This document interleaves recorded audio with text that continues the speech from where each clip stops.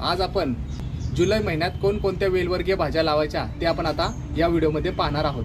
हे दिसतंय, हे आहे आबईचं बी, ही जाड चवळी, ही लाल चवळी, ही झुडपी चवळी, हे डबल बी, हे पांढरे डबल बी, लाल पापडी, सूर्यफुलाचे बी, भोपळा, लाल भोपळा, घोसाळं, बोंबील घेवडा, कारले, दोडका, हा दुधी मोठा भोपळा आणि हे पांढरी पापडी। अशा पद्धतीने खुरप्याने खड्डा खांदायचा आणि हे बी असं आडवं ठेवायचं आणि मातीने गाडून टाकायचं।